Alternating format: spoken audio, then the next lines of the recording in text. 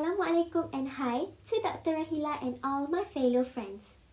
My name is Nur Fatini Nazwa binti Muhammad Nasir and my metric number is 150350. Today, I would like to talk about if I am the policymakers of Malaysia, what would I do to balance the economic activities and risk management in order to flatten the COVID-19 pandemic curve. As we all know, COVID-19 in our country are getting worse from day to day. Unfortunately, from the article that I have read before, there are a huge number of cases rise up higher than the first phase of COVID-19. These cases give us big negative impact to our country and also to the community.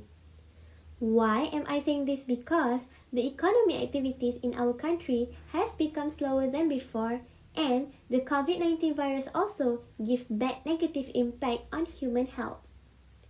But there are a few ways that we can do to balance economic activities and risk management in order to flatten the COVID-19 pandemic curve. So, if I am the policymakers of Malaysia, what would I do to balance economic activities and risk management in order to flatten the COVID-19 pandemic curve? Okay, first thing first, I will make sure that government give education to the community. This is because education is very important so that people will understand more about something. For me, people need to know more about what is actually COVID-19 is. They need to know about the effect of COVID-19, how to prevent the COVID-19 from being spread, and how COVID-19 could affect the economy in our country. The more COVID virus being spread, it is harder for the economy to move and grow where the community cannot go out to buy goods and they just have to stay at home. In fact, the sellers also cannot run their business as well. If all people in this world have the education about COVID-19, I am really sure that it can slowly help to reduce the cases and people tend to avoid doing things that can cause the cases to rise up even more. Plus, people in this world can live their own life happily without MCO, without SOP, just like before. Other than that, sellers also should do online business. Government should give platform for all sellers to start their business on social media such as Facebook, Instagram, Twitter, and many more. There, they can promote all their business and get their customers by online. By this way, sellers can still run their business as usual and get profit as well can reduce face-to-face sales activities which can lead to the increased number of COVID-19 cases. There's no direct interaction between the sellers and the customer because people does not have to go to the shops.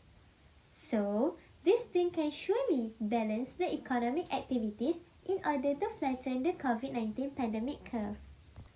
Last but not least is about the government spending. Government should give more money to the community. There are some money that had been given to certain community according to their qualification such as Bantuan Prihatin Rakyat and Bantuan Prihatin Nasional. By this way, it can help people who face financial problems in order to be able to revive the country's economy as well. Why am I saying this is because when the community gets money from the government, they will use the money to buy the necessities. So, the money given can indirectly move the economy where the community spend their money on buying their necessities. So, the money given was actually not detrimental to the finances of the country, but it has unknowingly run the country's economy. To conclude, I'm hoping that these ways could help on balancing economic activities and risk management in order to flatten the COVID-19 pandemic curve.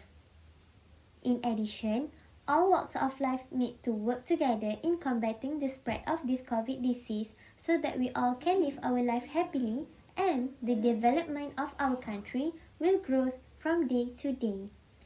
That's all from me. Thank you and have a nice day everyone. Bye!